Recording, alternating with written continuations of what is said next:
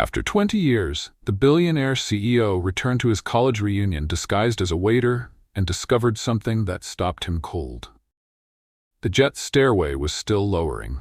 Arthur was already pulling off his suit jacket. He tossed it to his assistant without looking, loosened his tie, pulled at the knot until it came free. Tossed that too. James, his assistant, stepped forward with a black polyester vest. Arthur pulled it on over his dress shirt. He picked up the bow tie, black, cheap, adjustable elastic, and clipped it to his collar with 2 snaps. The assistant looked at him, at the vest, at the bow tie, back at him. "Sir." His voice came out careful, the way someone speaks when they're choosing every word like they're diffusing something. "Are you sure you want to do this?" Arthur took a deep breath. "No." He took the last few steps down. "But I'm doing it anyway." 20 minutes later, he parked the rental in the lot of the Hargrove Community Hall. He tilled the engine. He sat there, staring at the building through the windshield for exactly 3 seconds. Not a second longer. And the person he came here to find was inside. People. He came to get back at people, to show them who held the power. He got out of the car, adjusted the vest, pulled out his phone and started walking toward the service entrance, eyes fixed on the screen. A beat too long. That's when the van showed up. White, catering company logo on the side, coming way too fast through the parking lot. Arthur didn't move in time. The van slammed to a stop with a metallic screech less than 3 feet from him. The side mirror passed so close he felt the wind on his face. Silence. The window rolled down. "You okay?" Her voice came out worried, quick. And then, "Because if you are, I'll need you to explain to me what a person is doing standing in the middle of a parking lot, staring at his phone like this is an office." Arthur looked at the driver. 20, maybe. Hair pinned up with 2 pencils she had clearly forgotten were there. Black vest, same bow tie as his, an apron with a mustard stain on the shoulder that definitely wasn't from today. And an expression that mixed genuine relief with very well-organized indignation. "I was crossing. You were standing still." Crossing implies movement. She tilted her head toward his shoes. "What are you doing in a waiter's vest with those shoes?" "I work here." She looked at the shoes, at the vest, at the watch, back at his face. "You look like the manager of something important who bet he could work as a waiter and is losing badly. I just need to get through." "The van needs to unload." She pointed at the service door. "So either you help or you move, because I've got 240 salmon canapés that can't go another 30 minutes without refrigeration." He stood looking at her. She stood looking at him. 240, she repeated, slower. Arthur moved out of the way. The kitchen was in motion. Arthur positioned himself near the counter, invisible among the staff, exactly as he had planned. The plan was simple, flawless. The same precision as a $300 million merger. "You." He turned. The girl from the van was standing in front of him with a tray. "New guy?" "I'm not new. Everyone who doesn't know where the napkin supply is new." "Where is it?" Arthur opened his mouth, closed it. "Exactly." The tray went into his hands in a motion that left no room for argument. "Table 6. Don't tilt, don't run, don't talk to anyone about anything that isn't. Can I offer you a canapé? Can you handle that?" In 18 years, he had closed deals on 5 continents and survived a crisis that wiped out half the financial market. He could carry a tray. He took 3 steps toward the hall, stopped. The canapé on the end was slightly separated from the others. That wasn't why he was looking, it was the smell. Arthur had left Chicago at 6 in the morning. The assistant had mentioned coffee, then a sandwich at the airport. Then, on the jet, the cashews in the compartment next to his seat. Arthur hadn't answered any of those times. The plan had no room for cashews. Now it was almost 7 at night. 13 hours of flights, meetings, calculations, and mental rehearsals, and the smell of smoked salmon with capers and rye bread was right there, inches away, right at the center of his thoughts. The canapé at the corner was slightly separated from the others. Arthur looked at it for less than a second. He ate it before he decided to. "Hey," he turned.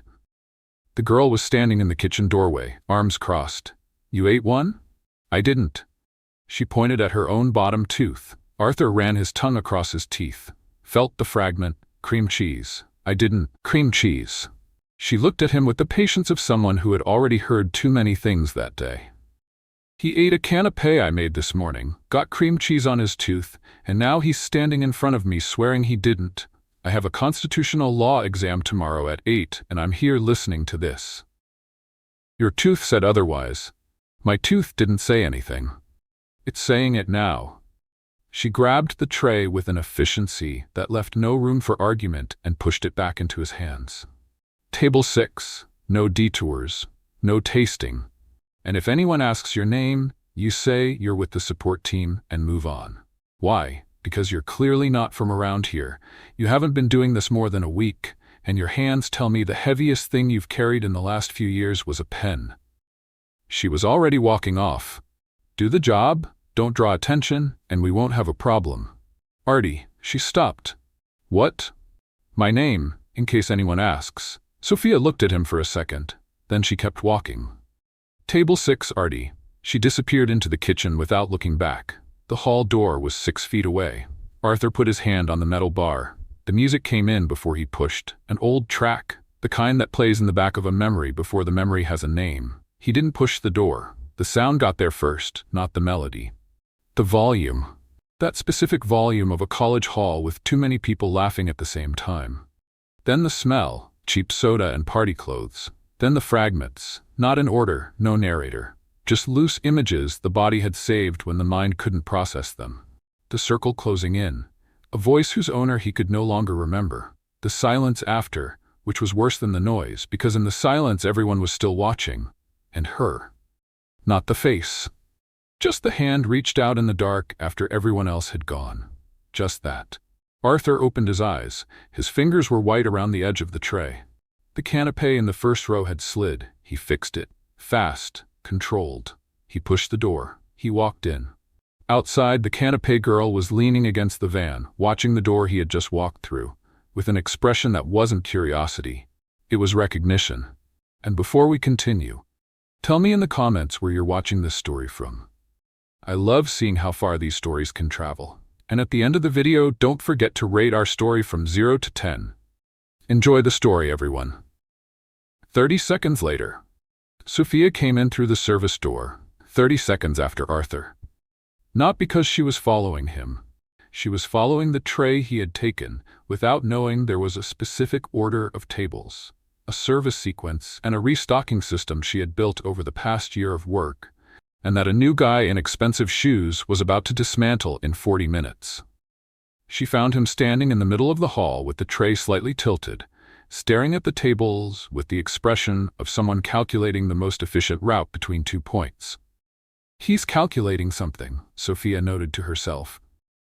He is literally calculating how to walk between tables, as if tables 1, 2, and 3 were variables in an equation, as if this required calculation. Artie, he didn't react. He turned, 2 seconds late. Table 6 is to the left, you're heading right. I know where table 6 is. Then why are you walking right? I'm optimizing the route. If I hit table 8 first, I can cover the north section in less time, and there are 8 tables. Sophia pointed at the space in front of him. In a U-shape, the optimized route is to walk down the middle. He looked at the center aisle, at her, back at the aisle. Table 6, left. Sophia was already walking off. No detours. Arthur found table 6, served the 4 guests with an efficiency he himself considered reasonable, and went back to the kitchen to restock. The plan was working. He was invisible. He was exactly where he needed to be. The problem happened at table 3.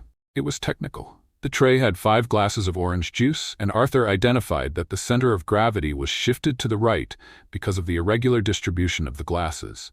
The solution was simple. Rearrange them into symmetrical positions to stabilize the weight.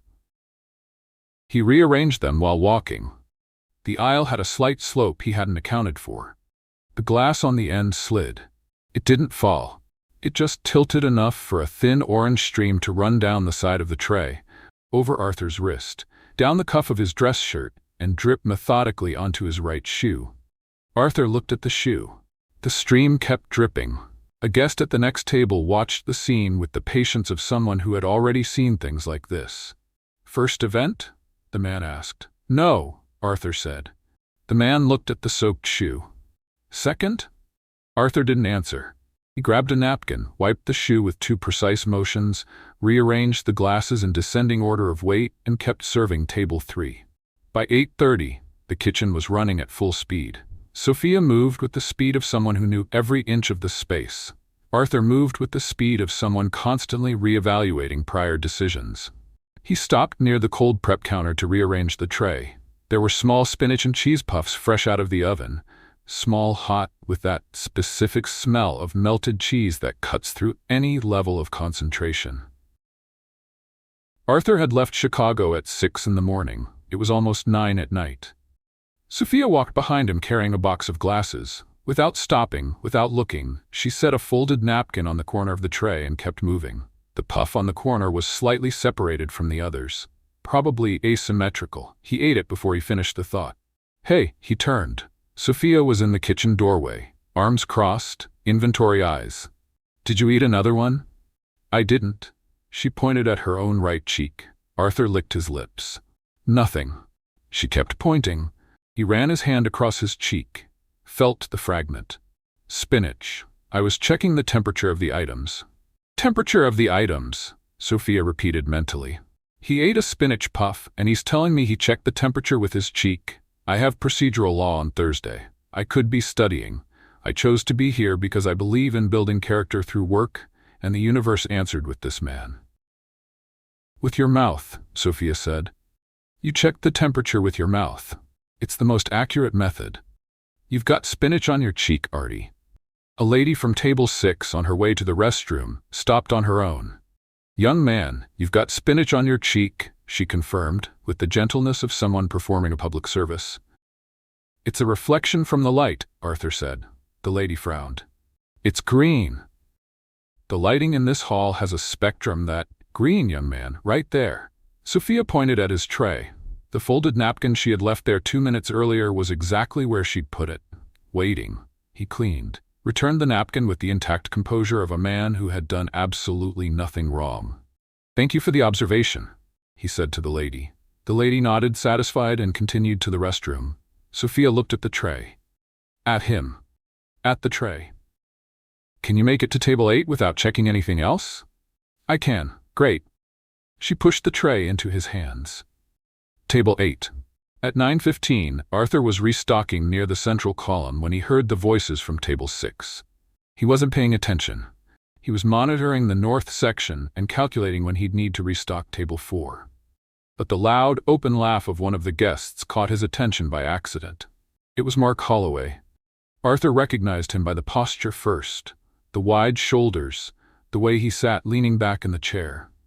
Then by the face, older, hair gone gray at the temples, lines around the eyes. Mark Holloway was telling a story.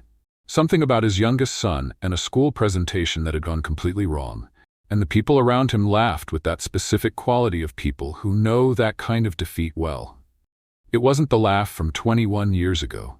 It was the laugh of a father at a school meeting. Arthur stood there with the tray in his hand, looking at the man who had taken up serious space in his memory for more than 2 decades. The man who had thrown the backpack in the mud. The man around whom Arthur had built a significant part of a plan that had taken years to execute. Mark Holloway was worried about his son's school presentation. The tray weighed differently in Arthur's hands. "Artie." Sophia was next to him, not looking at the tray this time. "Are you all right?" "Yes." She kept looking a second longer than necessary. Then she looked at table 6, then back at him. "He knows someone over there," she concluded internally. Or knew them. "There's something in the way he stopped that isn't hunger, isn't distraction, it's something else." She didn't say any of that. She just grabbed 2 empty glasses from the tray, refilled them efficiently, put them back. "Table 4 is waiting." Arthur took the tray. Walked. And Sophia stayed there a few more seconds, looking at table 6, trying to put together a puzzle that didn't have enough pieces yet. That was when he caught a sentence coming from a conversation nearby, between 2 women sitting by the window. She defended her final thesis, pregnant. "Do you remember?" The entire panel went silent. Sophia paid no attention to the line, but Arthur, who was about 10 feet away with the tray in his hand, stopped completely.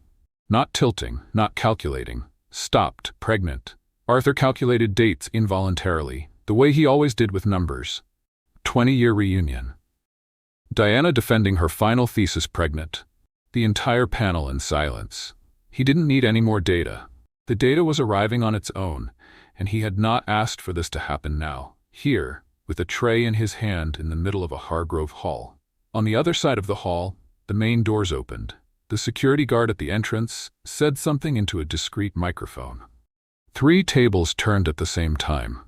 And Sophia, who had been watching Arthur from a distance, saw the exact moment he set the tray down on the nearest table, slowly, like someone who needs his hands free, and stood completely still, looking at the doors. She followed his gaze. A woman had walked in, and the whole hall had slowed down. Diana Calloway entered the hall like someone who didn't need an introduction. It wasn't arrogance, it was gravity. The kind some people build over decades and others never reach. She crossed the hall with measured steps, greeted the first few people with a brief nod, and the sound of conversations around her dropped naturally, like volume adjusted by an invisible hand. Arthur saw all of this from behind a column, specifically, from behind the column closest to the entrance, where he had positioned himself with the tray raised in front of his face the moment he realized she was walking in. It was a reasonable plan. The tray covered most of his face. The column covered the rest. The problem was that a tray of canapés held up at face level by a waiter standing motionless behind a column was not exactly invisible. The man at table 2 looked at him with a slightly worried expression. Arthur didn't move. The man tilted his head. Arthur stayed still. The man went back to his conversation, clearly deciding it was better not to ask. Artie, he lowered the tray slowly. Sophia was next to him, with her clipboard tucked against her arm, and an expression that mixed impatience with something that, in other circumstances, could be mistaken for scientific curiosity. He was hiding behind a column with a tray in front of his face, she processed internally. He wasn't resting. He wasn't waiting for instructions. He was actively using canapés as a shield. That raises legal questions about intent I could explore on a criminal law exam. "What are you doing?" she asked. "Waiting for the right moment to serve table 2. You're behind a column. The column offers a strategic angle for Artie." She pointed at the center of the hall. "My mother just arrived. I'm gonna say hello. You're gonna keep doing your job. No strategic angles, got it? Your mother?" "Yes, my mother. Got it?" Yes, his mind was processing. She has a daughter. She moved on. I'm happy for her. Great, she was already walking off. Table 2. Now, Arthur waited 3 seconds after she stepped away. Then he carefully looked around the column. Diana was on the other side of the hall, greeting a group of former classmates. Her back was to him. He went to table 2. Sophia found her mother near the entrance and got a quick hug. The kind Diana gave when she was pleased, but the whole hall was watching, and she had a reputation for composure to maintain. "Everything okay?" Diana asked softly. "Everything's fine?" Sophia was already checking the clipboard. "Table 8 is short on glasses. I'll handle it." "How's the team?" "Normal." Sophia hesitated for half a second. "There's a new guy I didn't hire, and I don't know exactly how he showed up, but he's functioning reasonably within what I consider acceptable catastrophe." Diana raised an eyebrow slightly. "Acceptable catastrophe." He uses the word optimize for things that aren't meant to be optimized, like walking. Sophia looked at her clipboard, made a note that didn't need to be made. "He eats items from the buffet thinking I don't see, and denies it with a conviction that would be admirable if it weren't pathological." She closed the clipboard. "Mom, come meet the most confused intern in history." Arthur was serving table 4 when he heard Sophia's voice coming in his direction. He didn't turn right away. He finished pouring the last glass with precision, straightened the tray, and only then turned around with the expression of someone who was completely focused on his work and absolutely not monitoring Diana's movements across the hall. "Mom, this is Artie. Artie, this is my mother." Arthur looked at Diana. Diana looked at Arthur. For a moment, less than 2 seconds, but the kind of moment that feels longer, something passed across her face. Not surprise, not declared recognition, something quieter, more controlled, that disappeared before it could be named.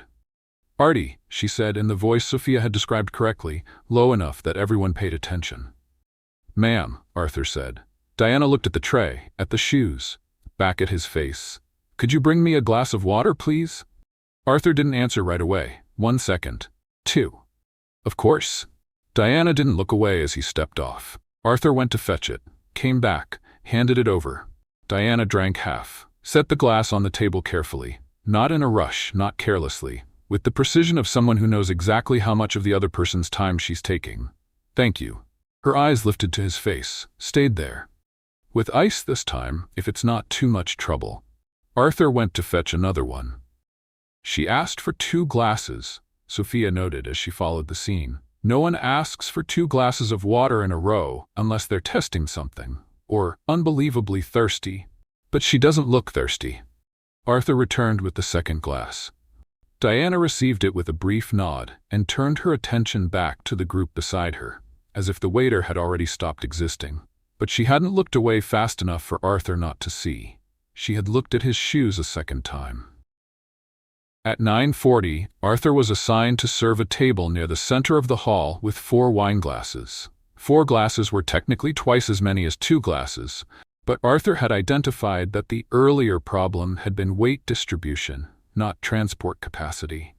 With the glasses positioned in a symmetrical square on the tray, the center of gravity would be perfectly stabilized. He positioned the glasses in a symmetrical square. He started walking. What Arthur hadn't factored in was Diana's former classmate, who passed him at a speed slightly above reasonable, with hair, or what appeared to be hair, at a volume that exceeded the conventionally accepted limits of personal space. Her sleeve brushed against the tray. It wasn't enough to knock anything over. It was enough that Arthur, correcting his balance, tilted the tray 2 degrees beyond what was necessary, which caused the glass on the far left to slide into the glass on the far right, which pushed the second glass, which started a chain reaction. Arthur stopped by clamping the tray with both thumbs while walking in a straight line with the expression of a man for whom absolutely nothing was happening. All 4 glasses arrived at the table intact. Arthur served them with precision. The guest at the end looked at him. "Are you all right?" "Perfectly," Arthur said. Diana's former classmate, 3 tables ahead, adjusted what Arthur was now absolutely certain was a wig, without realizing she had caused any incident. Sophia, who had watched the entire sequence, slowly lowered her clipboard onto the counter. "Artie." Sophia was next to him with that specific expression of someone assembling a line of reasoning in real time. "Why do you look at them like they owe you something?" Arthur didn't answer right away. "I don't look at them in any specific way. You stopped in the middle of the aisle holding a tray for 40 seconds. That's a specific way." He was going to say something. Nothing came out. Sophia looked at him for a moment. Then she looked at the cheese puffs that had just come out of the kitchen on the restocked tray beside her. "You're going to eat one of those," she said, not as an accusation, just as a fact. "I'm not." She pulled the napkin from her pocket with the anticipation of someone who already knew the outcome. 40 seconds later, Arthur was wiping melted cheese from the corner of his mouth with the napkin she had left on top of the tray without comment, while she served table 5 with the efficiency of someone who had predicted every step of the sequence. "Temperature control," he said to the empty hall in front of him. No one answered. He picked up the tray and headed for table 7. That was when he saw Diana stand up from the group she was in, walk over to the table near the window, and place a document on the surface. Without rush, without ceremony, like someone leaving a report on an office desk. She didn't look at Arthur, but the document stayed visible long enough that he, passing about 10 feet away with the tray in his hand, could read the header. Bid contract, Crestwood Solutions. And below, on the line of the eliminated competitor, the name of his company, Crestwood Solutions. Arthur repeated the name mentally for the 3rd time while he restocked the tray in the kitchen. The name of his company was on the line of the eliminated competitor. 3 consecutive quarters. It wasn't coincidence. It was strategy. And the strategy belonged to Sophia's mother. He picked up the tray with 6 glasses of orange juice, lesson learned from the earlier incident, and walked toward the hall. The problem began at the corner of the corridor. Arthur was calculating whether Diana had left the document visible on purpose, or by carelessness, when Sophia appeared from the opposite direction, carrying a stack of dirty plates that severely limited frontal visibility. He tried to swerve to the left. She swerved to the left. He corrected to the right. She corrected to the right. The third simultaneous swerve resulted in what any risk analyst would classify as a low-speed partial collision. Sophia's elbow hit the side of the tray, which tilted 12 degrees past acceptable, and one glass of juice executed a parabolic arc that ended on Arthur's right sleeve. The juice ran down his forearm with the methodical indifference of a liquid that has no commitment to anyone's dignity. Sophia balanced the plates with one hand, reached out with the other, caught Arthur's tray before the second glass started the same trajectory, and stabilized everything in less than 2 seconds. Arthur stood there with his sleeve soaked, the 5 remaining glasses now perfectly aligned in her hands, and the expression of someone recalculating the entire sequence of events that had led him to that corridor. My mother learned to balance trays on her own, with a baby on her arm, Sophia said, handing the tray back. You have 2 free hands, and you almost baptized the whole hallway. She was already walking off when she stopped. Roll up the sleeve. It's gonna get sticky. Arthur looked at his right sleeve. She was right. He pulled the fabric up to his elbow and started wiping his forearm with a napkin that had appeared on the tray. He no longer questioned how napkins arrived there, whether by premonition or scientific method, because the result was always the same. That was when he rolled up the left sleeve for symmetry. Because it didn't make sense to have one sleeve folded and the other extended. That created a functional asymmetry that there is. And he saw it on Sophia's wrist as she walked away with the plates. The bracelet, silver, thin, with an engraving he knew because he had chosen every letter 21 years ago, sitting in a Hargrove jewelry store that probably didn't even exist anymore. Arthur stopped rolling, stopped calculating, stopped everything. Who gave you that? The voice came out wrong. He knew it the instant the words left his mouth. It wasn't the voice of a new waiter asking about accessories. It was another voice, deeper, more direct, with a weight that didn't fit inside that polyester vest. Sophia turned slowly, looked at him, then at her own wrist. The bracelet? Yes, my mother. She frowned slightly. It's always been my mother's. Why? Arthur didn't answer. It's always been my mother's. He did the math without meaning to. The numbers came on their own, the way they always did in any boardroom and any merger and any quarterly report. But this time the numbers had no charts, no projections, no comfortable margin of error. Sophia was 20. The bracelet was 21. Diana had defended her final thesis with a baby in her arms. Arthur's shoulders dropped an inch, not from exhaustion, from gravity. The corridor was empty. The music from the hall came through muffled, like it was coming from somewhere else, from another time. Arthur stood there with his sleeve rolled up and the tray forgotten in his hand. And for a few seconds there were no numbers, no strategy, no plan, just the weight of something he didn't know how to carry. Artie. He didn't hear. Artie. Sophia was standing in front of him with the expression of someone who had moved past curiosity and was now entering the territory of logistical concern. You're looking at my wrist like you've seen a ghost, and you spilled juice on my clean tray. And you've been standing in the middle of the corridor for the second time in an hour. She took a deep breath with the patience of a judge at the end of a hearing. You know what my mother would say? Arthur couldn't process the question. She'd say that someone who can't carry a tray without causing a disaster every 40 minutes is in no condition to work anywhere that involves fragile objects, liquids, or people. Sophia took the tray out of his hands with the authority of someone doing the universe a favor. You're included in all 3 categories. Arthur heard approximately none of that. The bracelet was still in his field of vision. Silver. Thin. The same letters. I bought that for her. I chose every letter, and she gave it to her daughter. To our. The thought didn't finish.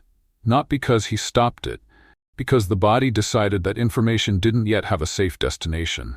At 10:20, Arthur tried to return to the rhythm of service. He served table 3 without incident, restocked table 8 with acceptable efficiency. He managed not to look at Sophia's wrist for almost 4 consecutive minutes, On the side counter near the central column, there was a row of freshly served croquettes with rosé sauce. Small, hot, glossy. Arthur didn't remember reaching out. He didn't remember chewing either. But when Sophia appeared coming from the kitchen, he wiped the corner of his mouth with the back of his hand in a motion that happened before any conscious thought. "I didn't eat anything." Sophia hadn't asked. She stopped, looked at him, at the hand he had just used to wipe his mouth. Back at him. He denied it without being asked, she processed internally. He denied it preemptively. That raises questions about consciousness of guilt that would be fascinating in court and are unsettling in a catering kitchen. "Did I say something?" Sophia asked. "No, there's rosé sauce on your chin, Artie." Arthur ran his hand over his chin. Felt the residue. Rosé sauce. The material evidence no jury in the world would dismiss. "It's condensation from the environment," he said. "Condensation, rosé, on your chin." The relative humidity of this hall. Sophia raised her hand, the universal gesture for stop before it gets worse. He stopped. She pointed at the napkin that naturally was already on his tray. He wiped. "Table 7, she said, "and try not to condense anything else on the way." Arthur went to table 7. He served, returned, restocked, and not for one moment could he stop the calculation that kept running in a loop, like a spreadsheet with a circular reference that had no close button. 20 years. 20 years of someone's life. Of a daughter, whom he hadn't known existed until 40 minutes ago, in a catering corridor, with orange juice on his arm. He looked toward the hall. Diana was talking with a group near the window. Calm, commanding, with the posture of someone who built everything without needing anyone. Specifically, without needing him. The bracelet caught the light on Sophia's wrist as she passed, carrying glasses. She tilted her head to check the clipboard without breaking stride. The same gesture, the same exact angle Diana used when she read a document walking across campus. 21 years ago. Arthur looked away before something in his face gave up what was happening inside. He tightened his grip on the empty tray until his knuckles turned white. Then he heard footsteps behind him. "Artie." He turned. Sophia had her arms crossed, but different this time. It wasn't impatience. It wasn't the inventory expression she used to count disasters. It was something else. "Why did you ask about the bracelet?" Arthur swallowed. "Curiosity. It's pretty." "You didn't ask if it was pretty. You asked who gave it to me," with a voice that wasn't the same as 5 minutes earlier. Sophia tilted her head the same way she did when she was assembling a line of reasoning. "Why do you want to know about my mother's bracelet, Artie?" Arthur knew he should stop. He knew every question was a loose thread that could unravel the entire vest. He knew the plan had no room for this conversation. But the CEO couldn't stop investigating. He never could. "Has your mother always been alone?" Sophia stopped and looked, not at the corner of his mouth, not at the shoes, not at the tray, at him. In a different way. For the first time since she had seen him standing in the parking lot staring at his phone like it was an office. "Always," Sophia said. "Why are you asking that?" Not because Arthur deserved the information. Because Sophia had decided in the 3 seconds she had stood looking at him in the corridor that it was more efficient to give him the data and watch the reaction than to wait another 40 minutes of disguised questions. Arthur stayed quiet, always. 21 years, alone. "Always how?" he asked. And he knew, the instant the words came out, that he was pulling a thread there was no way to stop. Always like always. Sophia crossed her arms. "My mother doesn't need anyone. She never did." She took a step back. "Why is a waiter asking if my mother has always been alone?" Professional curiosity. You're a waiter. Waiters can have professional curiosity. Sophia stood looking at him with the patience of someone filing inconsistencies away for later analysis. Professional curiosity about my mother's personal life. He asked about the bracelet with a voice that wasn't his. Now he's asking if she's always been alone with a voice that also isn't his. He calculates tray routes like they were international transportation logistics. He has shoes that cost more than my semester of law school. I should charge him fees for this level of consulting. At 10:40, they were in the kitchen restocking trays. Arthur had calculated he had about 12 minutes before Sophia returned to the hall. Enough time to extract information without seeming like he was extracting information. The problem was that Sophia wasn't the kind of person who let information be extracted without noticing. "So your mother always worked in catering?" Arthur asked, arranging glasses on a tray with unnecessary meticulousness. "No, my mother is CEO of Crestwood Solutions, Technology and Logistics." Sophia checked the oven temperature without looking at him. "I work here because I chose to." She built a company from scratch, alone, pregnant, without anyone. Arthur moved a glass 2 millimeters to the right. Alone? Completely. The father was a coward who couldn't handle it and disappeared before she even finished college. The words arrived without warning, like a quarterly report with results nobody wanted to see. Coward. Arthur kept arranging the glasses, moved another one 2 millimeters, then moved it back, then moved it again. She defended her final thesis with me in her arms, a newborn baby. Sophia continued, and her voice had changed tone without her noticing. It wasn't sarcasm. It was hard pride, the kind that's built on top of something that hurt. The entire panel in silence. Nobody expected her to show up. She showed up, got the highest grade of the semester, and the next day she started working. Arthur stopped touching the glasses. And the father? He never showed up. Sophia picked up the serving spoon from the counter, large, steel, the kind used for stirring soup and for ending conversations. Never called, never sent anything, disappeared like we didn't exist. We, not she. We.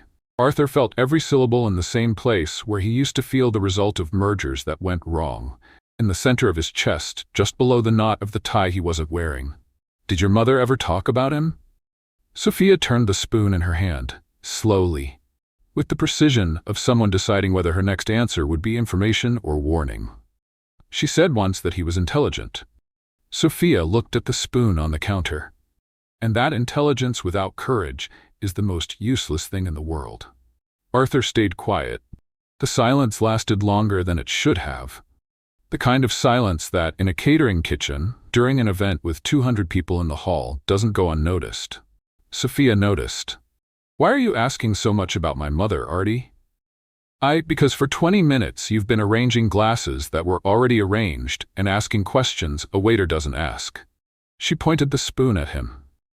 Not threateningly. Surgically.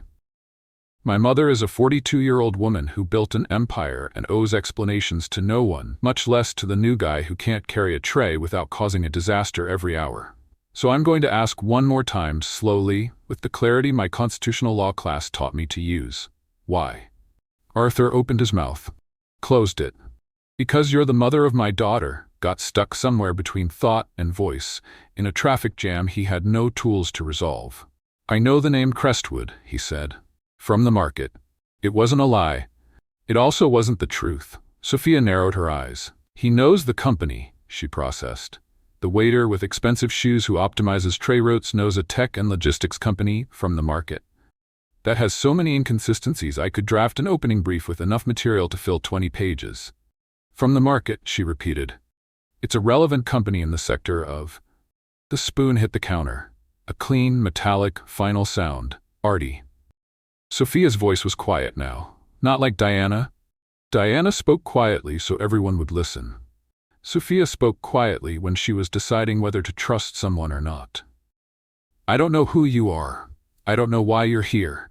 And I definitely don't know why you ask questions about my mother as if you had something personal at stake. But I'll tell you one thing." She stepped closer. "My mother went 20 years without needing anyone. If you're someone she should worry about, I'll know. And if I know, it'll be worse for you than anything that has happened in this kitchen." Arthur looked at the spoon on the counter, at Sophia's hands, at the eyes that were the same color as the ones he saw in the mirror every day. He said nothing. At 11 o'clock, Arthur was standing near the dessert counter with his phone in his hand and a number on the screen he hadn't pressed call on. James would answer on the first ring, as always, and he'd have the report ready.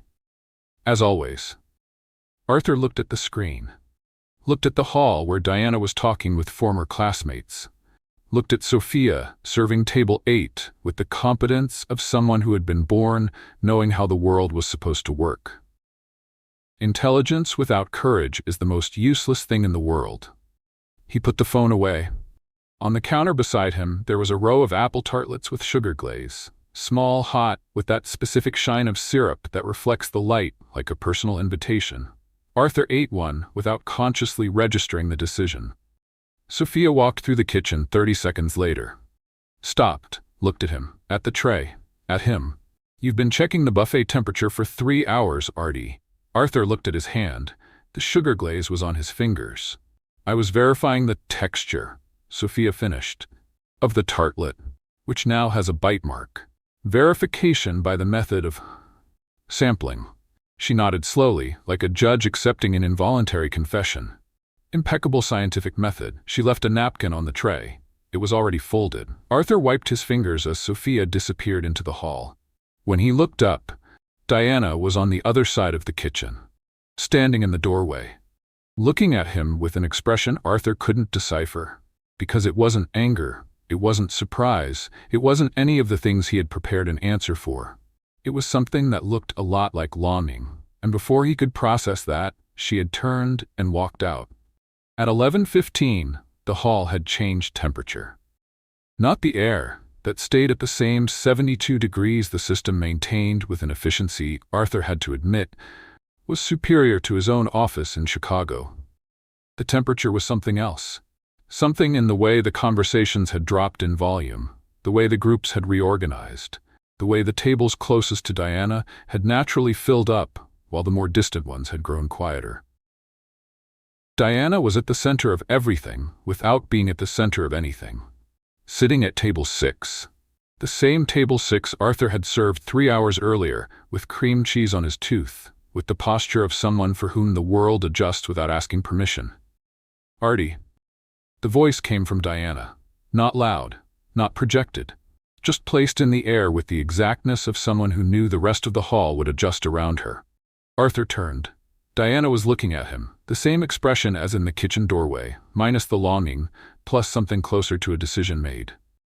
"Could you serve my table?" "Personally, for the rest of the evening." It wasn't a request. Arthur walked to table 6. Sparkling water, room temperature, no large ice cubes. Arthur registered every specification. Sparkling, room temperature, no large cubes. It was the kind of order C-level executives placed in board meetings. Not to test the restaurant, but to test whoever was serving. He recognized the mechanism. He used the same one in his own meetings. He went to get it. In the kitchen, he spent 30 seconds evaluating glasses, rejected the first for a micro-bubble in the glass, the second for being 2 millimeters shorter than standard, and the third for reasons that involved an asymmetry in the rim only he could see. He chose the fourth. Checked the water temperature with the back of his hand, counted the ice cubes, removed one that looked too large. He came back, served. Glass on the table, visible carbonation, correct temperature, proportionate ice cubes. Diana looked at the glass, raised an eyebrow. Perfect. The word came out with too much weight for a glass of water.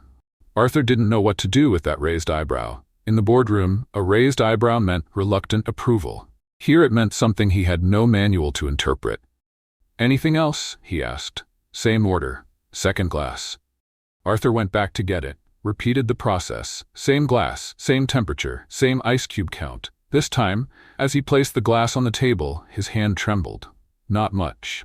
2 millimeters. The kind of tremor only someone paying very close attention would notice. Diana was paying very close attention.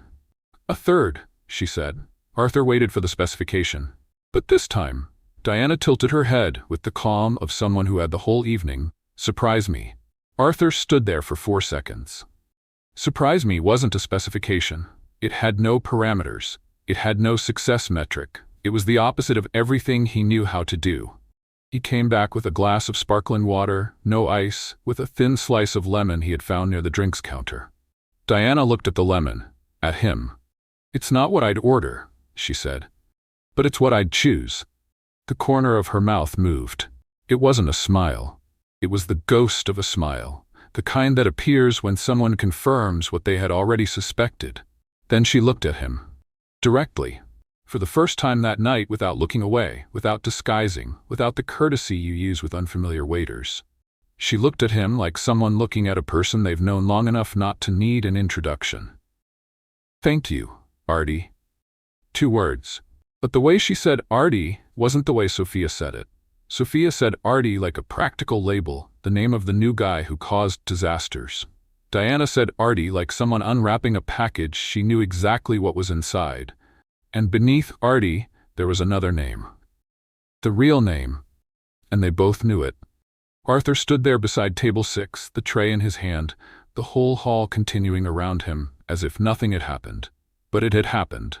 In the 2 seconds Diana said, "Thank you, Artie." 21 years had passed and come back at the same time. What happened? Sophia was beside him with her clipboard, looking at Diana, who had gone back to talking with the group as if nothing had changed. "Nothing. You have the same face as when you saw the bracelet." Sophia lowered her voice. "What did she say?" "She asked for water." "Twice?" "No, it was 3 times. "And why are you standing there like you just got a diagnosis?" "Because I did," Arthur thought, but he didn't say it. The mood got heavy.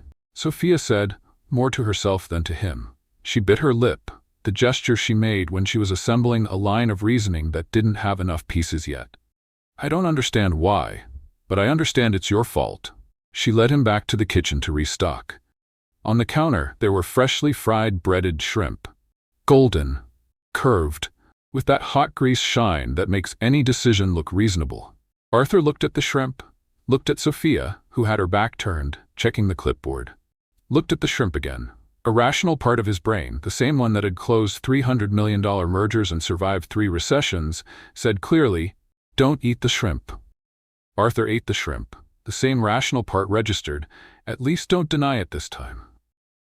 "I didn't eat anything," he said. Sophia turned slowly. "I didn't ask anything." "Preemptive," he said, and immediately knew it was the worst defense any human being had ever presented in any kind of court. "Preemptive," Sophia processed internally. "He's denying it in advance now. The guilt isn't reactive anymore, it's prophylactic. If I use that thesis on the criminal law exam, I get an A. Artie, you have shrimp on your tooth." Arthur ran his tongue, felt the fragment, breading, unmistakable. "I don't. You do. It's the reflection of the lighting on the tooth." Shrimp, breaded, reflection. On the other side of the counter, Diana had walked over to grab a napkin. She stopped, looked at Arthur, at his tooth, at the shrimp that no lighting in the world would explain. She said nothing. She just smiled, the quietest smile Arthur had ever seen. It wasn't for the hall. It wasn't for Sophia. It was the kind of smile a person saves for another person, and only for that person, and that carries inside it all the things that have gone unsaid for too long. Arthur felt the shrimp on his tooth and the weight of 21 years on his chest at the same time. Sophia looked from one to the other, from Diana to Arthur, from Arthur to Diana. "Something is going on that I'm not understanding," she processed. "And I don't like not understanding. I study law. I understand things. It's my function. My mother built a company alone," Sophia said, without knowing exactly why she was saying it in that moment, but feeling it needed to be said. "You can't even serve water without trembling." She grabbed the tray and went into the hall. Arthur stood there in the kitchen. Diana stood on the other side of the counter, the two of them alone for the first time in 21 years, separated by a catering counter, with the noise of the hall arriving muffled, like the rest of the world was somewhere else. Diana didn't speak. He didn't either. Then she opened her bag, took something out, small, silver, the bracelet, the same one Arthur had seen on Sophia's wrist. Diana had asked for it back at some point during the evening, without explaining why, because Diana never explained why.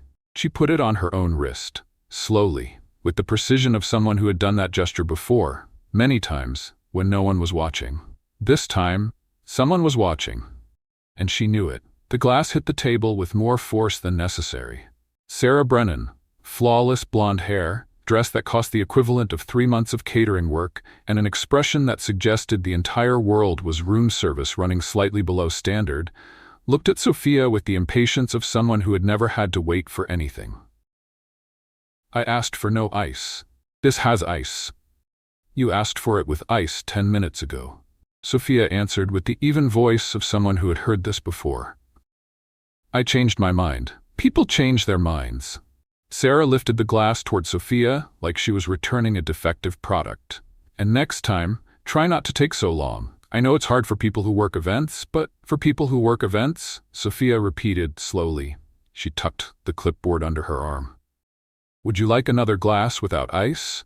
Or would you like an explanation of how the thermodynamics of beverages work in climate-controlled environments?" Sarah blinked. No ice." 30 seconds. Sophia took the glass and walked off with her spine straight and her chin in the exact position of someone who had just won a verdict without raising her voice. Arthur watched the entire scene from 12 feet away, with the tray in his hand, and his jaw clenched hard enough to show the muscles in his face. He took a step toward Sarah's table. His fingers tightened around the edge of the tray. The bottle of mineral water beside him looked, for one very specific instant, like the perfect object to "Easy, Rambo." Sophia was beside him, hand firm on his arm, not holding, positioning, like someone redirecting a heavy object before it landed in the wrong place. "I can take care of myself," she said. 3 words. No drama, no performative outrage. Just the fact delivered with the efficiency of someone who had taken care of herself more times than she should have. Arthur looked at her. Not at the girl who scolded him. Not at the law student who threatened him with a serving spoon. At the person who had just disarmed a humiliating situation in 2 sentences and gone back to work as if it were a Tuesday. "She can't talk to you like that," Arthur said, and the voice that came out was the Chicago voice, the boardroom and conference voice, not the voice of Artie the waiter. "She can." And she did. And I handled it. Sophia was already grabbing a new glass. "Table 8, Artie. Take a deep breath." He was going to do something, Sophia processed as she walked off with the iceless glass. He was going to do something with that bottle. I saw his jaw. I saw his hand. This man has problems that don't fit on a waiter's intake form. I should be worried, but he was going to do it for me. And that complicates things in a way procedural law doesn't cover. Arthur stood there with the bottle in his hand and the weight of 20 years of absence on his back. Because this was the kind of situation a father resolves, and he hadn't been a father a single day. At 11:40, Arthur was passing by table 6 when he heard Mark Holloway stand up. The hall was quieter now. The people who were leaving early had already left. The ones still around were the ones who had things to say. Mark Holloway had things to say. "Everyone." He cleared his throat. He was on his feet, his hands slightly open. The body language of someone who didn't know what to do with his own weight. "I wanted to say something I should have said a long time ago." The group at the table paid attention, not out of politeness, from the quality of the silence, the kind that appears when someone is about to be honest. "What we did senior year of college, to Diana, he stopped on the name, breathed, to Arthur. We were young and we thought being bold was the same thing as being funny. It wasn't." He looked at Diana, who was 2 tables over. "And I know saying this now doesn't undo any of it, but I needed to say it." Diana nodded. Once. Brief. "I hear you, Mark." Mark sat down. The other men at the table nodded in silent agreement. It wasn't performance. It was the kind of weight adults carry when they finally find somewhere to put it down. Arthur stood 10 feet away, with the tray in his hand, and 21 years of planning making less and less sense. Because these men had grown up. They had apologized. They had come to a class reunion carrying genuine adult guilt.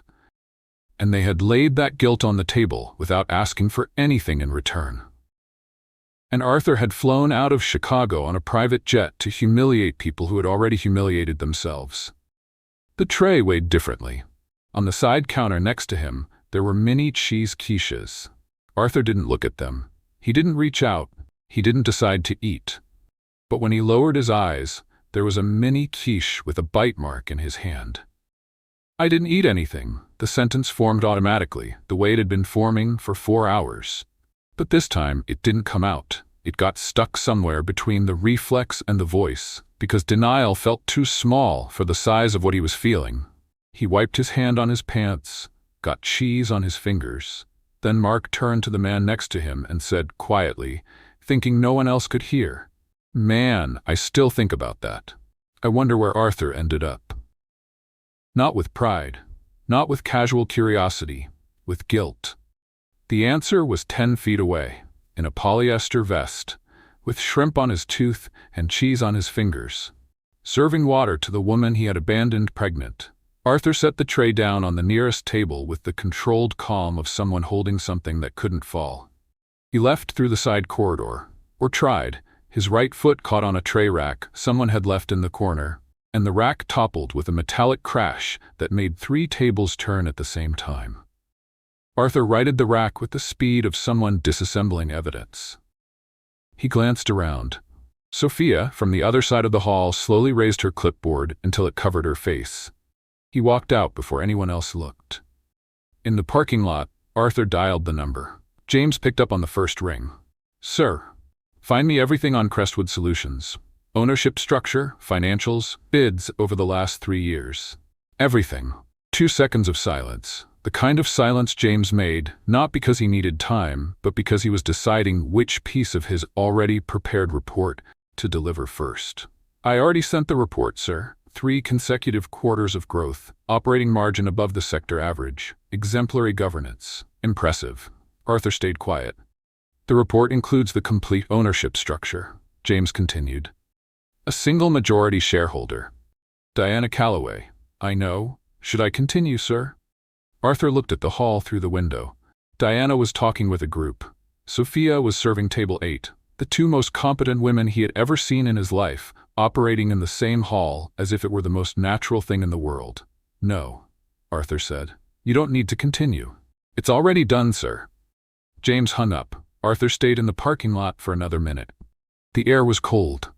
The same parking lot where Sophia's van had almost run him over 4 hours earlier. He looked at the bracelet on Diana's wrist through the window. The same bracelet, the same engraving, now on the right wrist.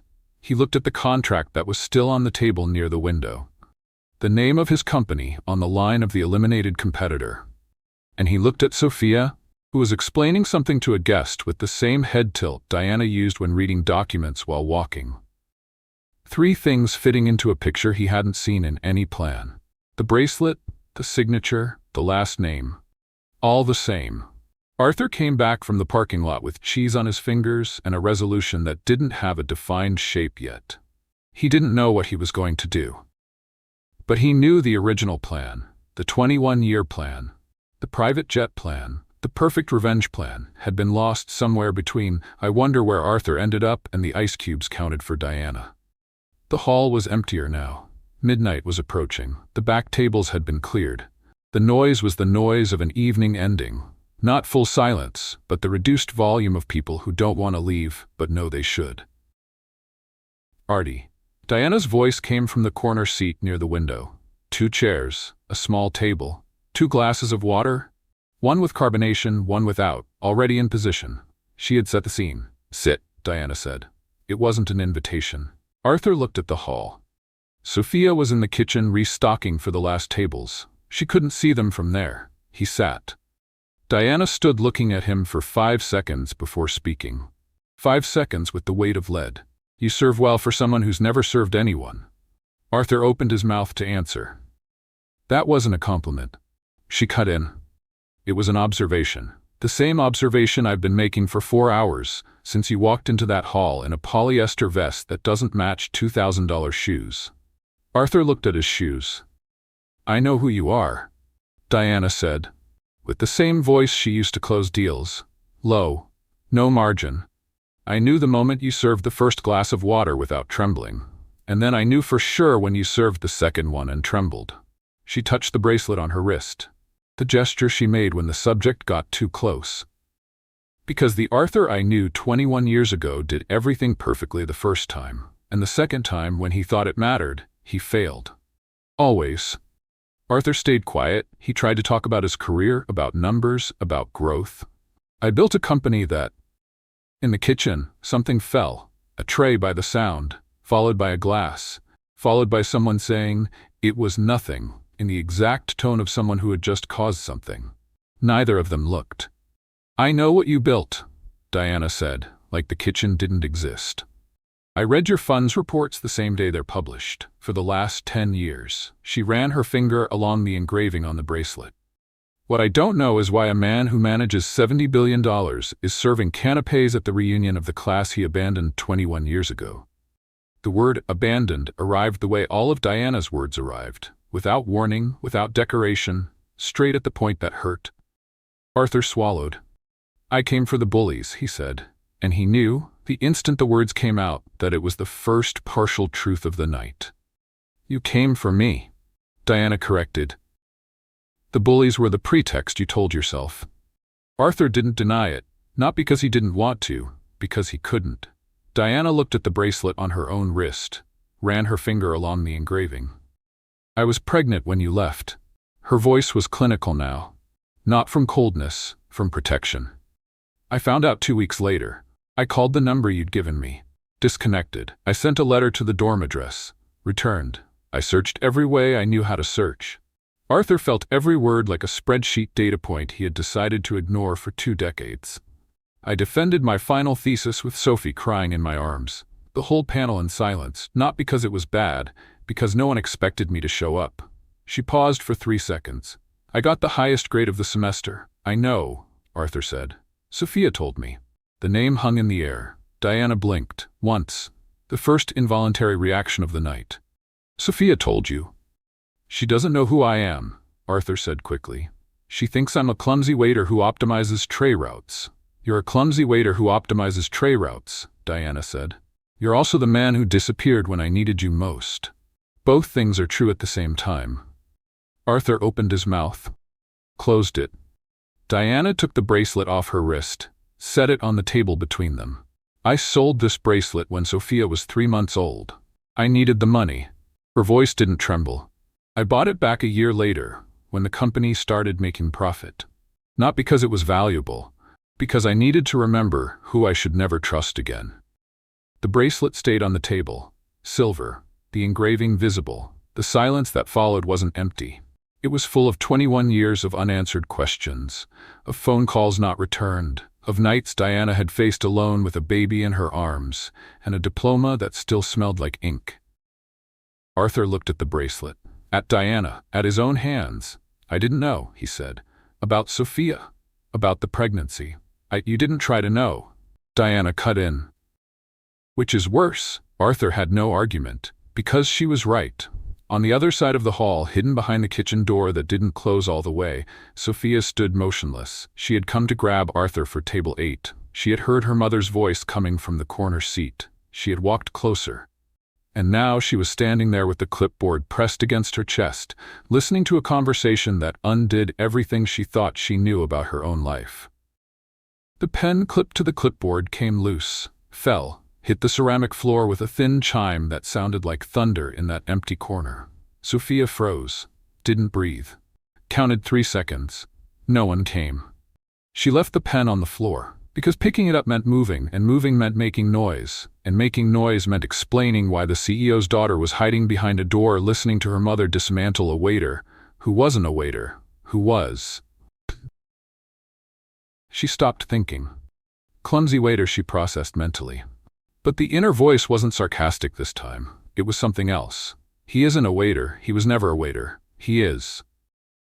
She didn't finish the thought, because the word she was missing was one she had never needed to use before. Sophia looked through the crack in the door. She saw Arthur sitting in front of Diana, with the expression of a man being dismantled in slow motion. The same face she imagined when she thought of the word her mother never said. The face of someone who knows he failed and has no way to fix it. The face of the father she had never known. Sophia leaned her head against the door. Closed her eyes. Breathed. When she opened them, Diana was getting up, and Sophia walked in. "I heard everything." Sophia didn't cry. That was the first thing Arthur registered when she walked into the corner seat and sat in the chair Diana had just vacated. She didn't cry, she didn't scream, she didn't throw anything. She crossed her arms, tilted her head, and looked at him with the same inventory expression she used to count disasters in the kitchen. But this time, the disaster was her entire life. "So," Sophia said, "you're my biological father." Arthur opened his mouth. "Don't speak," she cut in. "I'm still building the list of rules." Sophia uncrossed her arms and raised her index finger. "Rule number 1 for being my biological father: admit that you ate the canapé." Arthur looked at her.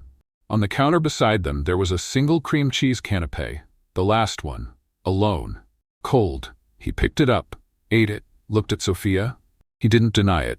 Sophia stopped. The sarcasm she had prepared for rules 2, 3, 4, and 12 locked up somewhere between her throat and her mouth. Because in 4 hours of working together, Arthur had denied cream cheese, spinach, croquettes, rosé sauce, tartlet, shrimp, and mini quiche. He had denied with science, with condensation, with prevention, and with sampling.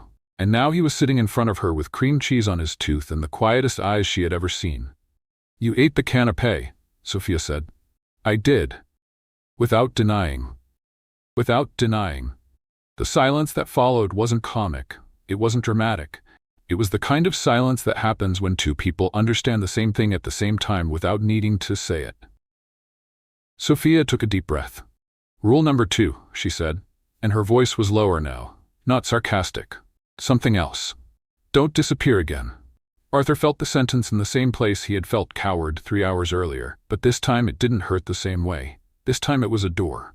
"I won't disappear," he said. "You already disappeared once. I know. For 20 years, I know. No calls, no letters, nothing." "I know, Sophia." She stayed quiet for 3 seconds. Then rule number 3, don't say my name in that voice. A pause. "Use the waiter's voice. The waiter's voice I could handle." Arthur almost smiled. He didn't. Rule number 4. Sophia raised 4 fingers with the solemnity of someone drafting a contract. "You owe me 20 years of birthdays, graduations, and at least 6,000 breakfasts, and a quantity of canapés I'm still calculating, but that definitely exceeds any reasonable limit." "I'll pay every one," Arthur said. "Not with money." Sophia's voice was hard, but her eyes didn't match. "You have money. What you don't have is history. And history can't be bought." Diana was standing 30 feet away, near the window, with her back to them. She wasn't listening. She was giving them space. The kind of space that only someone who has raised a child alone knows how to give. Arthur's phone vibrated at 12:30. He looked at the screen by reflex. 20 years of business instinct. The body opens the email before the brain decides if it wants to see. It was from the office. Automated report. A bid challenge his company had filed against Crestwood Solutions, scheduled to be executed in 48 hours. Arthur stared at the screen. His fingers made the automatic motion of expanding the document. 20 years of corporate reflex.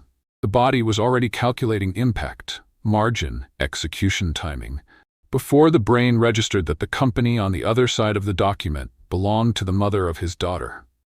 The challenge would destroy 3 contracts Diana had closed that quarter.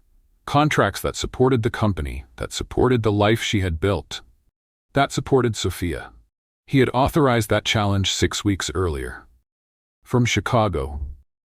Sitting at a meeting table with James beside him and 70 billion reasons not to think about the consequences, without knowing that the CEO of Crestwood Solutions was the woman he had abandoned pregnant, and that the company he was trying to suffocate was the same one that had supported the daughter he didn't know he had. He knew now. Sophia was sitting in front of him with her arms crossed and a list of rules she wasn't going to finish, because the rules were her defense. And she already knew defenses don't work when the person who should have been your father is sitting at the same table with cream cheese on his tooth and an expression no one can fake. Arthur looked at the screen one more time. Looked at Sophia. Looked at Diana by the window. He picked up the phone. Dialed. James picked up on the first ring. "Sir, cancel everything. All bid challenges against Crestwood. All of them. The ones in progress, the scheduled ones, the ones I authorized last week. 3 seconds, the kind James used when the order was too big to process without verification. Sir, that represents 47 million in, I know what it represents. May I confirm that includes the Hargrove contract challenge? It includes everything, James. 1 second. Done, sir." Arthur hung up. Sophia was looking at him. She hadn't caught the details of the call. She didn't know about contracts, bids, or 47 million. But she had caught something else. She had caught the tone. Because Sophia was Diana Calloway's daughter. And Diana Calloway's daughters recognized the sound of someone giving up power. "What did you just do?" she asked. Arthur put the phone away. "The first thing I should have done 20 years ago." Sophia stood looking at him for 5 seconds.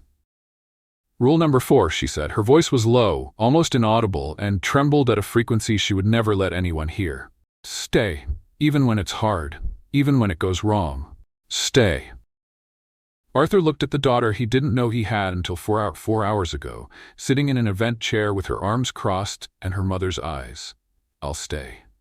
On the other side of the hall, Diana turned her head, not at Arthur, at Sophia. And Sophia, for the first time that night, didn't have sarcasm ready. She didn't have rules. She didn't have an internal monologue analyzing legal inconsistencies. She had only the word she had never needed to use before. And she was deciding whether she trusted it. 3 weeks later, Arthur parked a rented pickup in the lot of the Hargrove Community Center. Not the Jet. Not a sedan. A pickup. White, with a scratch on the left side. He got out.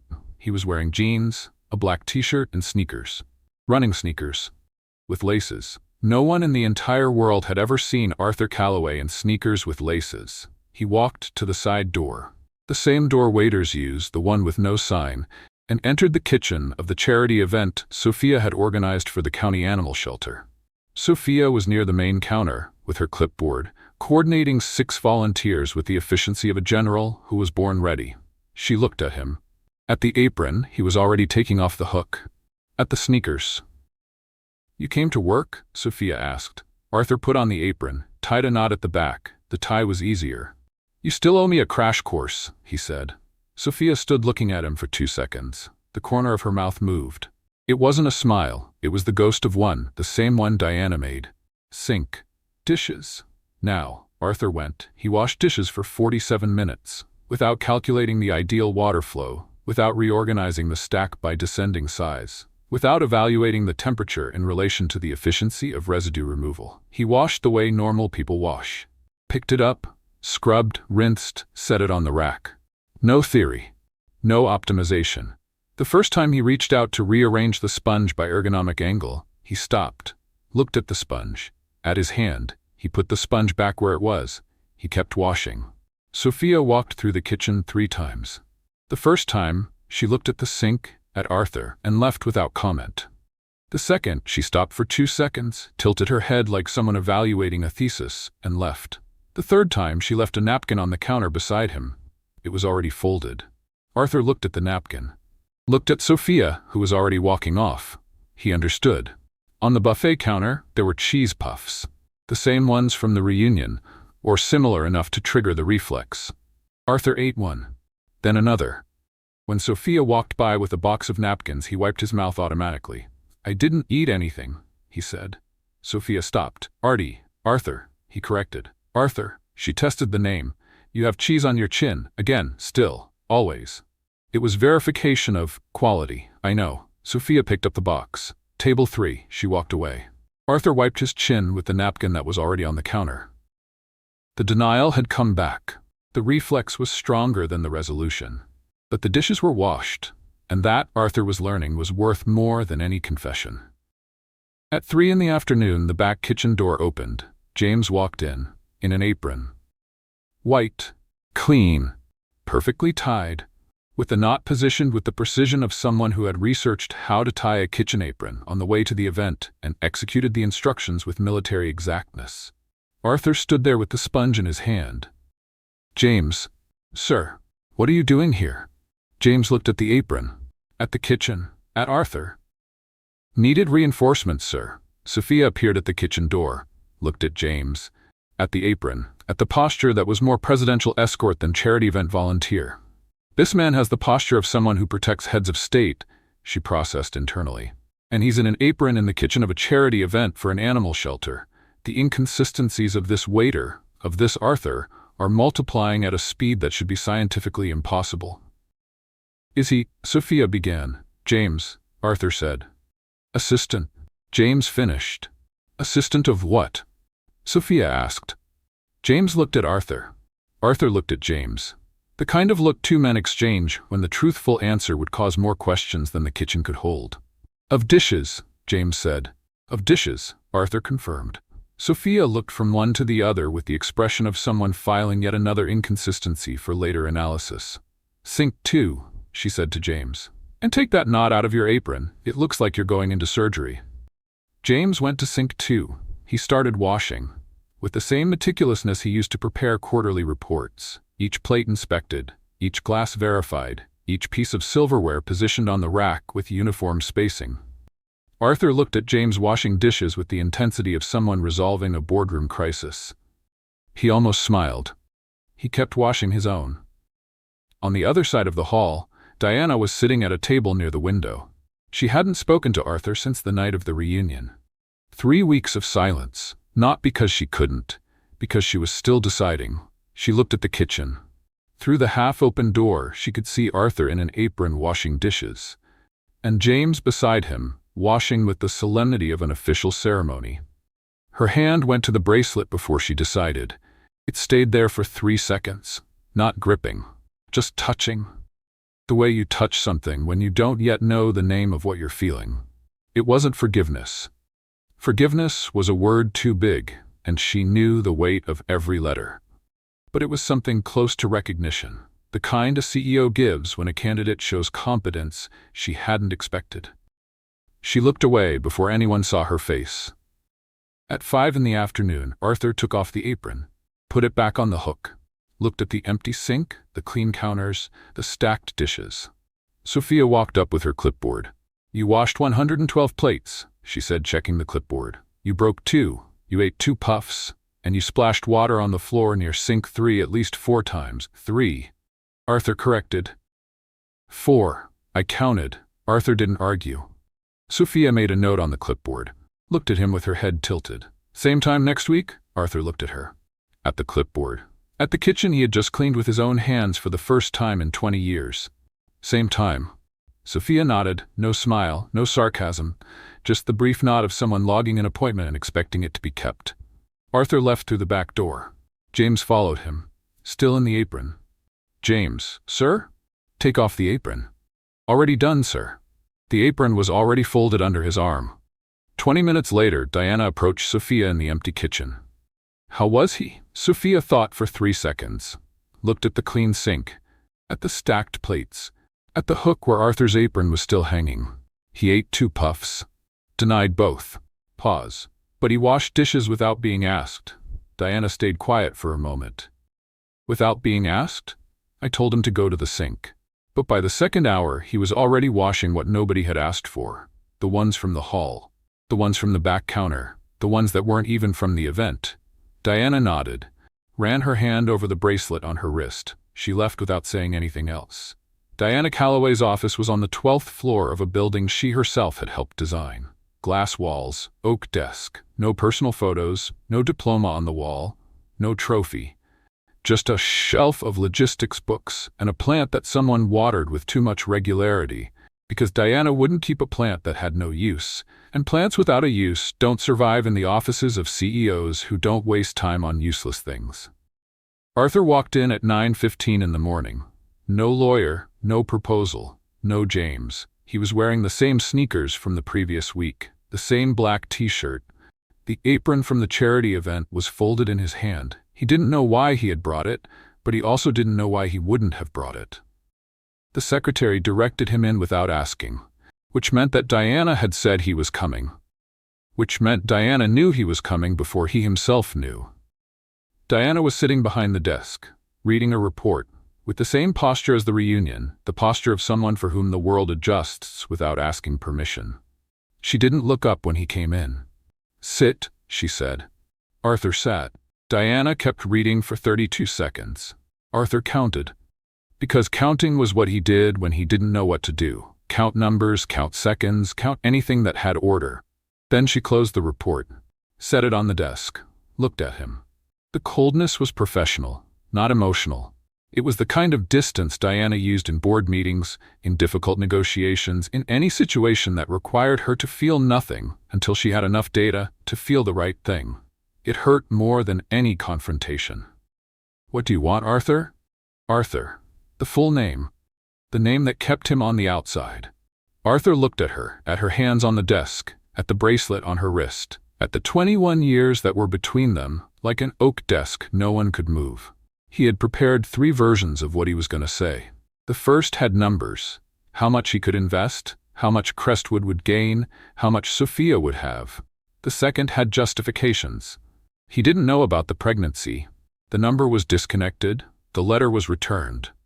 The third had promises. What he would do from now on. How he would be present. how things would be different. He discarded all three. I was a coward, he said. Not because I didn't love you, because I did. Diana blinked. Once. The office went silent. Not the kitchen silence from the reunion. That one was full of 20 unresolved years. This one was different. It was the silence of someone processing a sentence that had no defense, no strategy, and none of the traps Diana had spent a lifetime learning to identify. She stayed quiet for 8 seconds, then 10, then 12. Arthur didn't fill the silence. For the first time in his life, he didn't try to optimize the emptiness with words, data, or explanations. He sat there and let Diana have the time she needed, because that time was hers, not his. At 18 seconds, Diana breathed. She raised her hand. The gesture Arthur had seen Sophia make in the kitchen, the universal gesture for stop before it gets worse. The same gesture, the same hands. I bought it back because I needed a physical reminder. Not of you. Of the mistake of trusting someone who didn't deserve it. Arthur didn't answer. And now you're sitting in my chair, in my office, in the company I built alone, telling me you were a coward because you did. Diana ran her finger along the engraving of the bracelet. I need more than that. I don't have more than that, Arthur said. I have a sink full of washed dishes and 47 million in canceled bid challenges. And I have the fact that I'm here. No lawyer, no proposal, in sneakers. Diana looked at the sneakers. In sneakers, she repeated, it's the best I have. It's the minimum. I know, the silence came back, but this one was different from the others. It wasn't empty.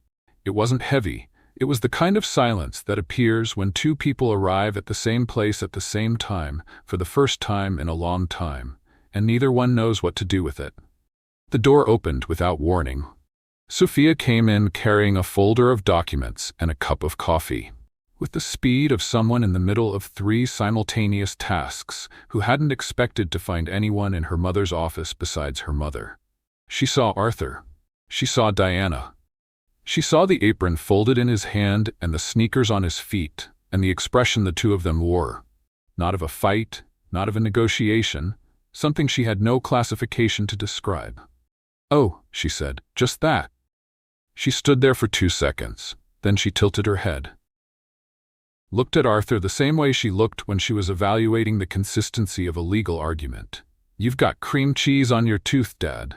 The word came out without planning, without calculation, without Sophia realizing she had said it until she had already said it. Dad? Arthur ran his tongue, felt the fragment. Cream cheese. The same one that had started everything, at the reunion, on the first tray, in the first denial, in the first lie that became a habit, and then became armor, and then became the easiest thing in the world. He didn't deny it. Sophia looked at him. At the cream cheese he wasn't denying. At the eyes that were shining in a way that didn't match any of the versions of him she knew. Not the clumsy waiter, not the billionaire CEO, not the absent father. You ate one, she said. I did, and you didn't deny it. I didn't deny it. Sophia breathed. Once, deep. Good, she said. And she walked out carrying the folder and the coffee as if nothing had changed. But it had changed, and all 3 of them knew it. Diana stood looking at the door Sophia had walked out of. Then she looked at Arthur. Then she took the bracelet off her wrist, slowly. With the same precision as always, the gesture she made when no one was watching, but this time someone was. She set the bracelet on the desk, between them. She didn't say anything. Arthur looked at the bracelet, at the engraving, at the letters he had chosen 21 years ago, sitting in a Hargrove jewelry store. He looked at Diana. She was already standing up. Diana. She stopped. In the middle of the gesture. Between sitting and standing, she didn't turn. What do I do now? Arthur asked. And the voice was the most honest he had ever used. More honest than the CEOs, more honest than the waiters, more honest than the cowards. It was the voice of someone who really didn't know. Diana stood there for 3 seconds. You show up, she said, without turning. Every week, with an apron, with sneakers, and you wash the dishes without being asked. Then she walked out. The bracelet stayed on the desk. 6 months later, the Hargrove Community Center was decorated for Sophia's 3rd charity event, the biggest one yet. 180 people, 12 tables, full buffet, ceramic plates, not plastic, because Sophia had decided that animal shelters deserved ceramic. Arthur arrived through the back door, in an apron, tray in his hand, sneakers on his feet, the same ones with the same laces, now with sauce stains that wouldn't come out anymore. He already knew where the sink was. Already knew where the napkins were kept. Already knew that Sophia left folded nabs on the tray before he asked, and that he was supposed to accept them without questioning, because questioning meant optimizing. And optimizing meant he still hadn't learned the simplest thing in the world. James was already in the kitchen. In an apron. With the perfect knot. The same knot he had researched 6 months ago, and that he now tied with his eyes closed, with the devotion of someone who had turned how to tie an apron into a core competency. Sir. James, sink 2 is clean, napkin stock in the left cabinet, oven preheated to 350. James looked at his watch. The cream cheese canapés arrive at 7:30. Arthur looked at James. James looked at Arthur. I'm not going to eat the canapés, James. I didn't say you were, sir. But you mentioned the time. Logistical information, sir. Arthur stood looking at him for 2 seconds. James held the look with the composure of someone who had served a billionaire for 15 years and knew exactly when a battle was lost before it began. Sophia walked into the kitchen with her clipboard. Table 6, Dad. 2 words. Said with the naturalness of someone who had said it 17 times in the last 6 months. Because Arthur came every week, the way Diana had asked him to, with an apron, with sneakers, and he washed the dishes without being asked. Arthur took the tray, walked toward the hall. Table 6, the same table 6 from the reunion, or the community center version of it. Same position, same number. The universe has an organization that Arthur, with all his obsession with optimization, never could have planned. Diana was sitting there, alone, in a navy blue dress, with her usual posture, the posture of someone for whom the world adjusts. But this time, there was something different. An openness in the shoulders, a slightly smaller angle in the tilt of the chin, the kind of difference only someone who had been paying attention for 6 months would notice. Arthur noticed. Ma'am, he said. Diana looked at him, at the tray, at the apron, at the sneakers with sauce stains. Sparkling water, room temperature, no large ice cubes. Arthur almost smiled. He went to get it, came back, served. Glass on the table, visible carbonation, correct temperature, proportionate ice cubes. His hand didn't tremble. Diana looked at the glass, at his hand, at him. She didn't raise an eyebrow this time. She raised the glass, and Arthur understood. Raising the glass wasn't perfect. It wasn't thank you. It wasn't forgiveness. Forgiveness was a word too big, and Diana knew the weight of every letter. But it was something. It was the gesture of someone accepting that the water had been served by someone who was trying. Not someone performing. Someone who was there because he had chosen to be. The bracelet was on Diana's wrist. Arthur saw the engraving shining under the hall's light. The same letters, the same silver, but different now, because the bracelet had stopped being a reminder of who not to trust and had become something else. Arthur didn't know what yet. Diana probably didn't either, but it was on her wrist. And that was enough. Wait, the voice came from behind. Arthur turned. Mark Holloway was standing 6 feet away, with a glass of juice in his hand and the expression of someone who had just finished assembling a puzzle that had taken 6 months. Arthur? Mark said, quietly. Almost a whisper. Arthur Calloway? Arthur looked at him, at the glass. At table 6 where Diana was watching without intervening. 6 months ago he would have denied it. He would have invented a name, a story, an exit strategy. But Arthur had learned something about denials in the last 6 months. They don't protect anyone. They only postpone. Hi, Mark. Mark stood there for 3 seconds. Looked at the apron, at the sneakers, at the tray. Are you serving? I am. But you're... I know what I am. Arthur adjusted the tray. And what I'm doing. Mark looked at Diana. At Arthur, back at Diana. The kind of math that takes 3 seconds to close and a lifetime to understand. Man, Mark said, and he smiled. Not the smile of someone who thinks it's funny. The smile of someone who gets it. You're crazy. Probably.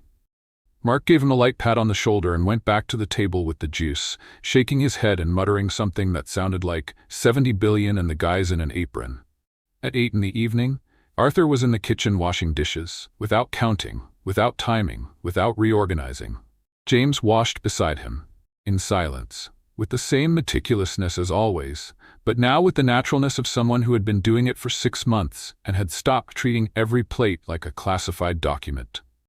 Sophia walked in with an empty tray. "Dad," Arthur turned. "You've got cream cheese on your tooth?" Arthur ran his tongue, felt the fragment. Cream cheese. 6 months, and the reflex still worked. The hand still reached toward the canapé counter when no one was looking. The fingers still grabbed before the brain authorized. The mouth still chewed before the consciousness registered. But the denial didn't come. Not because he was controlling himself, because it no longer made sense to deny it to someone who knew exactly who he was. "I ate it," he said. "I know," Sophia said. "I left the napkin on your tray 20 minutes ago." She showed him the napkin. It was already folded. Arthur wiped the tooth, looked at Sophia. "Thank you, daughter." "Table 6 needs a refill," she answered. And she went back to the hall with the clipboard under her arm and her spine straight and her chin in Diana's exact position. Arthur took the tray, refilled, went back to table 6. Diana was alone now. The other women had gone to the buffet. Arthur placed the plate on the table. Diana looked at him. "Sophia told me you washed 304 plates last month." "She counts." "I know she counts. She counts because it matters to her." Arthur stood there with the tray. "And to you?" he asked. Diana ran her finger along the bracelet, the gesture as always, but lighter now. 304 is a good start, she said. It wasn't forgiveness, but it was the door left ajar. And Arthur knew that doors left ajar with Diana were the most anyone could get. Diana returned to her conversation when the other women came back. Company owners, lawyers, executives. The kind of table where Arthur would have sat as an equal 6 months ago. Now he served. And everything was right.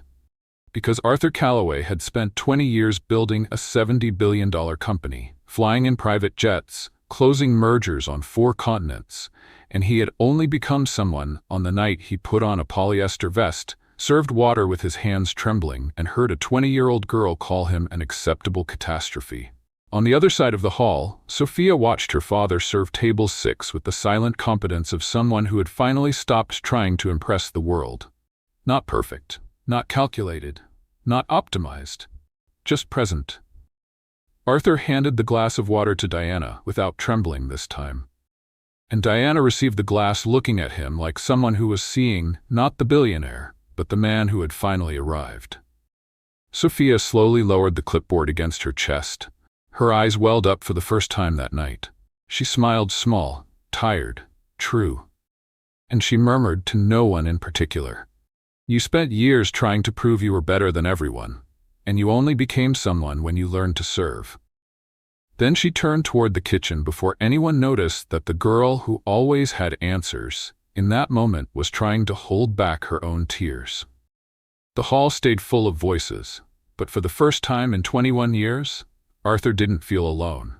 Because there are people who spend a lifetime trying to conquer the world, without realizing that true success begins the moment someone chooses to stay. Arthur taught us that money never replaces presence, that pride without courage destroys entire stories, and that sometimes the greatest act of love isn't coming back. It's deciding to never leave again. If you've ever been through abandonment, reunions, or wounds that seemed impossible to heal, remember, there are still endings capable of rebuilding what life tried to break. And now, we want to hear from you. Could you forgive someone like Arthur? Comment down below because I'll read every response. And if this story moved you in any way, leave a like and subscribe to the channel. Because every week there's a new story waiting to remind us that sometimes love comes back exactly when hope had already gone. The end.